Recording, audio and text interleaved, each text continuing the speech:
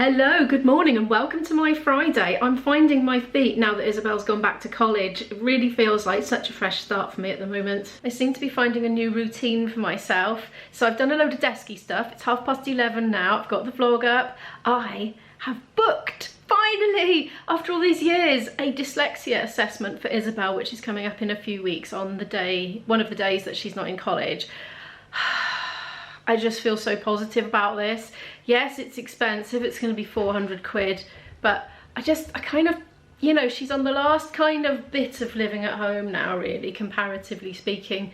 And I just want to sort of set her up for life, kind of psychologically, as much as I can in my power. And I just think, for psychological reasons, if nothing else, she just needs to know, is she dyslexic, or does she just find spelling and handwriting and reading things correctly hard?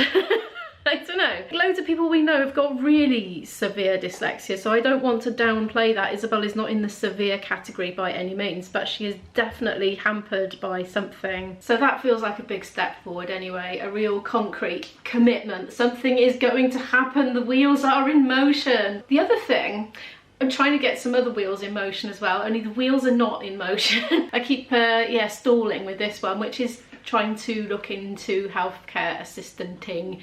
I'm finding it very difficult to get in touch with the right person to ask about getting onto the training. I have tried the NHS Staff Bank.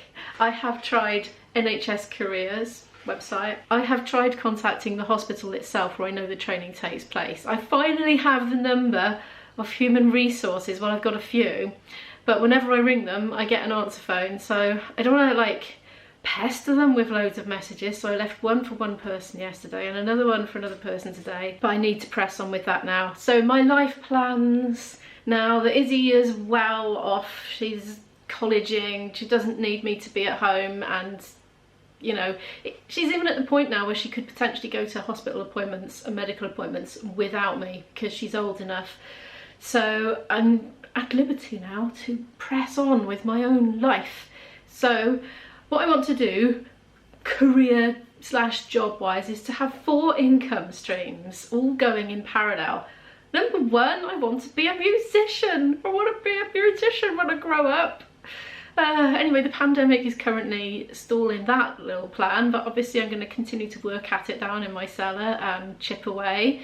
So anyway, that's number 1. Number 2, YouTube, but that's not going that well. I'm still only getting about 140 quid a month, and well, you know how hard I work at it, so that's growing. It's like a seed, but it's doing about as well as my courgette plants at the moment, i.e. going mouldy on the bush or getting eaten by slugs. So there we are. But anyway, that's number 2. So both options are not currently viable, although in the future they could grow and flourish.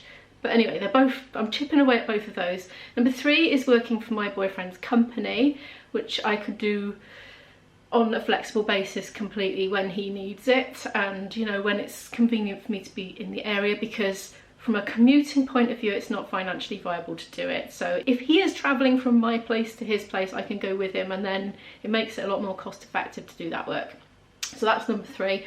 And number 4, I want to be an HCA. I want to give it a go, get on the training, and hopefully, so healthcare assistant, that's something you can do on a very, very flexible basis. You go on the website apparently and you pick and choose your shifts. So that would fit around my other 3 things, you see. This is the plan that I'm hatching, but I'm gonna have to just keep chipping away at that NHS thing because it's impenetrable. I'm wondering if it's some kind of initiation test, you know, that only the ones that are really keen will actually break through. Anyway, speaking of establishing new routines, I really liked it yesterday when I interspersed my heady desk-based stuff with non-heady, more physical, houseworky stuff. So I'm going to do some putting away of laundry now, and I'm going to hoover the whole house because I didn't yesterday. And that hoover wasn't sucking very well the other day. So I think I might need to get the scissors out and cut loads of hair out of its bristles. You know what it's like if you've got girls in the house. You know, the 4 income streams thing, all flexible and to fit in around with each other. Well, it's all part of the big dream, which is to be able to have the flexibility to go away and explore other exotic and foreign lands and just broaden my experience of the world in general. Right, I'm gonna crack on and do some housework now. There are my clothes ready to put away, and do you know what? Putting clothes away is a bit of a treat for me because I like to stream the Portuguese TV while I'm doing it, and I feel like I'm moving on with my life. Did I tell you how excited I am to start my Portuguese course in about another month? I am very excited. I just really hope it's suitable. António Costa aqui. Da vida pública e da vida política nacional. Ele fez da sua vida, Whoops. Oh, that needs a bit of a dry. My Lisbon tea towel, look, to remind me of happy times. It's my gal cockerel.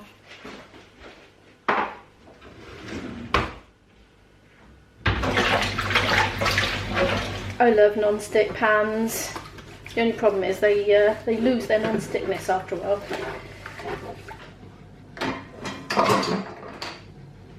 Look, I actually got back to doing some jigsaw puzzle late last night. This puzzle, I tell you, is a bit of a beast. And I tell you what, having some vlogging lighting really helps for doing jigsaws late at night, because it's literally so intense I turn it to face the wall. But then you see it comes back and it lights the house up like day, and I can actually see what I'm doing. I don't often use that vlogging lighting, to be honest, because I need another lighting stand. That's why I'm one short and I need two, because if you just have it in the middle and you hold your camera up, you just get a shadow from the camera in your face and it's no good. I'm just trying not to spend any more money on the channel for a little while. Anyway, IB is coming later. Now, I knew this was going to happen, and I'd better ask him if he minds if I leave this in. So I'm filming it now. I don't know if I'm going to leave it in because I'll check with him. But anyway, he slept in the car when we went camping and I slept in the tent. Now, this was IB's choice. I think, he hasn't said this, but I think he doesn't like crawling around on his hands and knees in tents, but I could be wrong there. But the main reason he wanted to sleep in the car was because, you know, many gentlemen snore a bit when they go to sleep. Now, this is normally quite okay, except if he's had a beer, the volume goes up a bit and it tends to be a bit more consistent. So he just insisted on sleeping in the car so that he could separate himself from other campers more from a snoring point of view. And that's all it was. So I think he just wanted, he didn't want to be self-conscious about it all night. So that's the reason. And we do not have separate beds normally, but sometimes, you know, I end up on the sofa or he just puts himself on the sofa. Like if I can sleep in the next morning, like I'll go the whole night. But if we've got to get up early and get up and out and got a gig or something and I just need to have enough sleep, then I might go sleep on the sofa. But we tend to start off in the same bed, but then one or another of us might sneak out. Thing is, he can't sleep if he thinks he might be keeping me awake. It's like he's conscious of it. And anyway, I think it's quite normal for a lot of people, to be honest. Oh my good grief, I suspected as much. Whose hair is that, mine or hers? Probably a mixture of the both, I would say. Scissor time. This is one of those things I really dread doing, but it takes no time at all, and it's actually quite satisfying to have done it. So I'm glad I'm pressing on with that today. I was wondering why it wasn't picking up. I forgot about the hair phenomenon. There's always the bit at the end I can't quite get with the scissors. Oh, flipping heck. This is ridiculous though. Could knit a jumper with that, look. Lovely. Yes.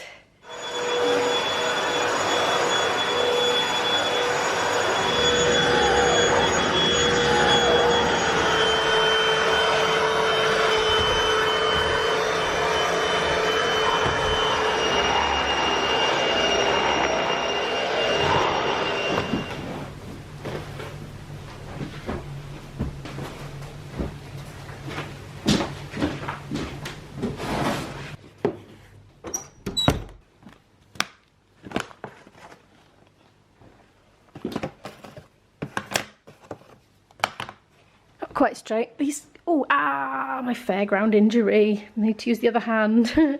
Yeah, these sofa cushions got a terrible tendency to come forward. Really, this sofa is ideal for me and Isabel because we like to sit cross-legged on a sofa. But for anybody else, which is most people, it's a pain in the bum because if you sit on it normally, the cushions come out. I hate it when that does that. Right, they're tucked in. Yeah, but I love it. It's perfect for me. I've worked up a thirst now.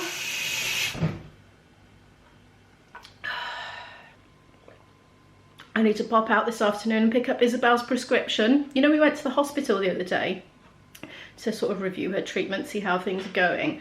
Well, so she has these weekly injections, and when she first went on them, she had terrible nausea side effects. She persevered with it, and as predicted by many people who advised us at the time, including the hospital, she acclimatised to it and she didn't get nauseous anymore, and she did really well on it for ages. But then over Christmas she had flu-like symptoms last year, and she was 9 days late with her jab, and when she went back on it then, she had the nausea again.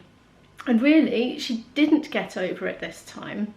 But when she had COVID, of course, we stopped the jabs again because they're immunosuppressing, and she was off it for weeks and weeks, and we eventually got the okay from the GP via a blood test. They were looking at her white blood cell count, and they declared her fit to go back on it.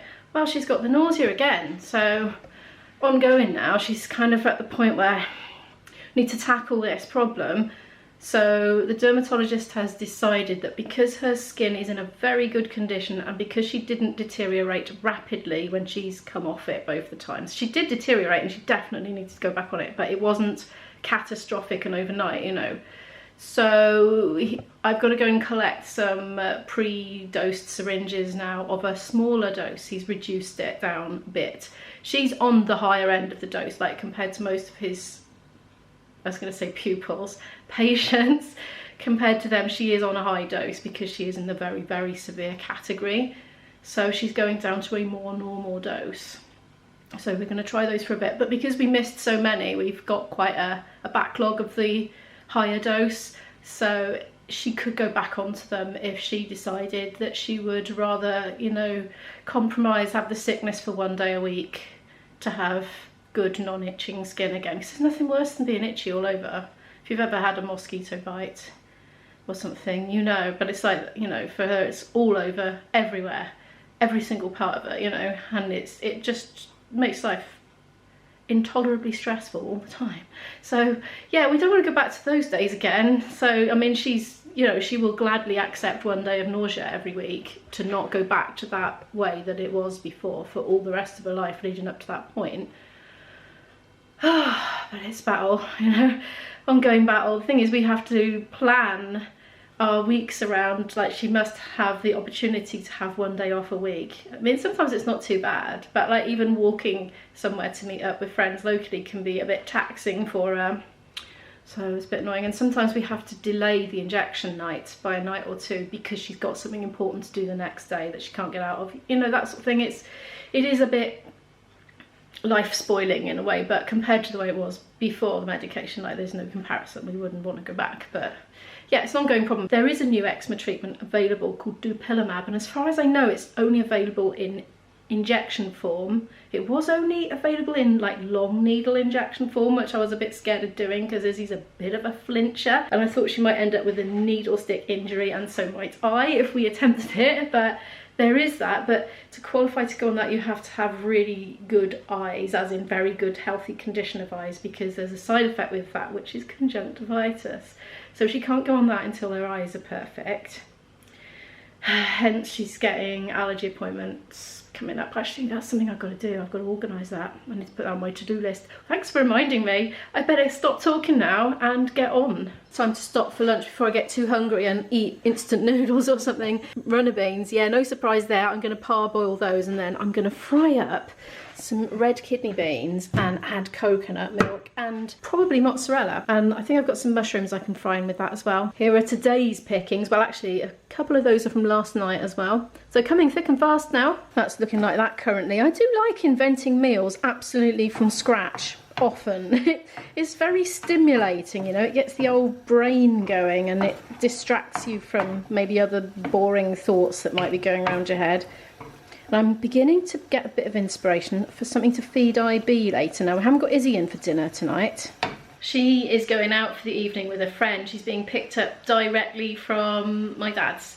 in Cardiff, so she's going directly there with a friend and not being dropped back till very late. She's going out with a friend and friend's big brother chaperone, who's going to keep his distance but be there as support, you know, where they're going. So anyway, it does mean I could potentially cook ready rolled puff pastry, which has lemon juice in the ingredients, which just flares Izzy's skin up, so we can't ever use it.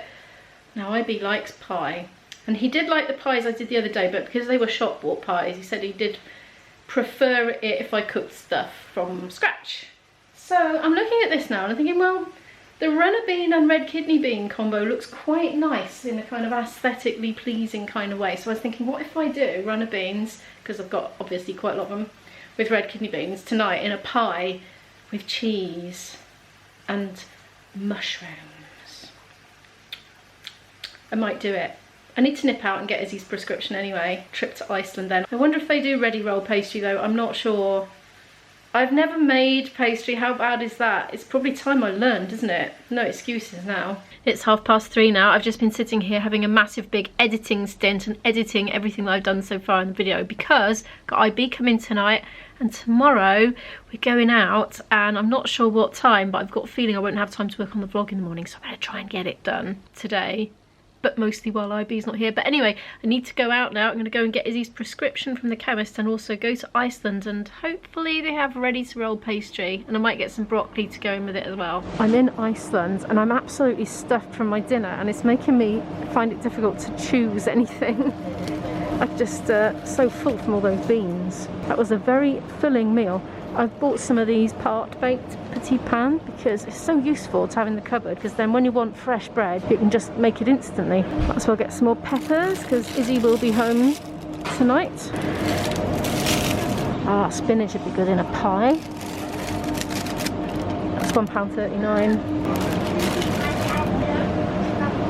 Some spuddies, why not? Hey, we could have them on the side, couldn't we?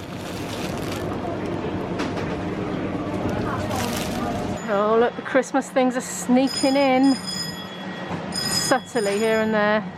Is it too early to start stocking the Christmas cupboard? It's not that early. I'm gonna start. I've been having a good look in the fridge section for ready to roll puff pastry and I don't see any.